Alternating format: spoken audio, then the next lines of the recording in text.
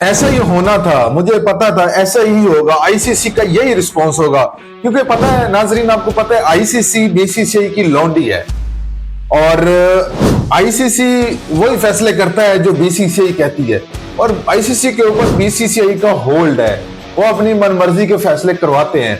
बांग्लादेश ने जो रिक्वेस्ट की थी कि हम इंडिया नहीं जाएंगे और हमारे सारे मैचेस श्रीलंका में शिफ्ट किए जाए T20 2026 के वर्ल्ड कप के, उसके ऊपर आईसीसी की और बीसीबी बांग्लादेश क्रिकेट बोर्ड की मीटिंग हुई है ऑफिशियल्स की, मंगलवार दिन वर्चुअल मीटिंग हुई है, जिसमें आईसीसी ऑफिशियल थे और बांग्लादेश क्रिकेट बोर्ड के ऑफिशियल थे।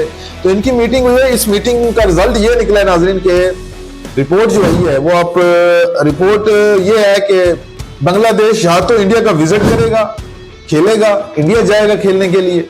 अगर इंडिया खेलने के लिए नहीं जाता तो इनके जो है ना पॉइंट जब्त कर दिए जाएंगे, इनको पॉइंट्स नहीं मिलेंगे। मतलब बांग्लादेश के जो मैचेस हैं जिस टीम के साथ हैं उनको पॉइंट यकतरफा तौर पे पॉइंट्स दे दिए जाएंगे।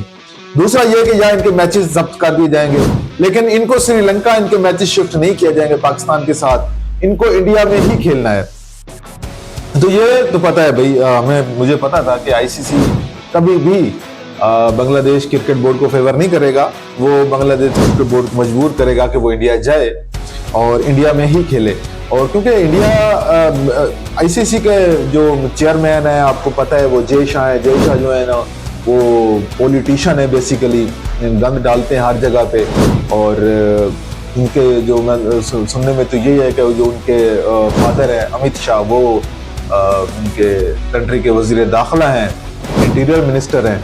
तो सारी पॉलिटिशियन ही चल रही है। आपको पता है मैं हर वीडियो में कहता हूँ कि बीसीसीआई वाले इंडियन जो है ना ये गंद डालते हैं, स्पोर्ट्स में सियासत डालते हैं। अब अगर ये आईपीएल से मुस्तफिजुर रहमान को रिलीज ना करते, उनके साथ बदतमीजी ना करते, तो इखलाकी तौर पे भी गिरी हुई हरकत है यार। आपने एक प्लेयर को पिक किया फिर उसको रिलीज कर दिया, ये इखलाकी तौर पे भी गिरे हुए लोग हैं बीसीसीआई वाले।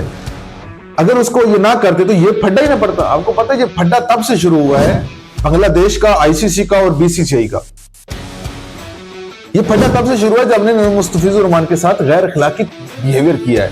मतलब कोई मुहज्जब माशरा ऐसा करता नहीं है जिस तरह बीसीसीआई ने किया है। तो फिर वो step by step Bangladesh cricket board वाले चलते गए। मुझे ऐसे, अब मैं आपको अगली प्रेडिक्शन देने वाला नाज़रीन।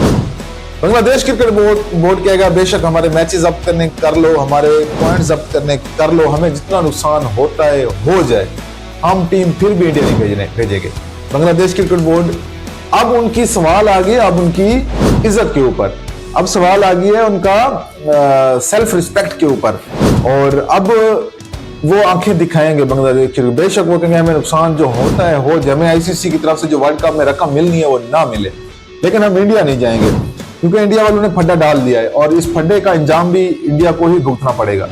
और बांग्लादेश वाले जहरी बात है, जब इज्जत नफ्स रिस्पेक्ट सेल्फ रिस्पेक्ट में बात आ जाए तो फिर तो नहीं होता ना।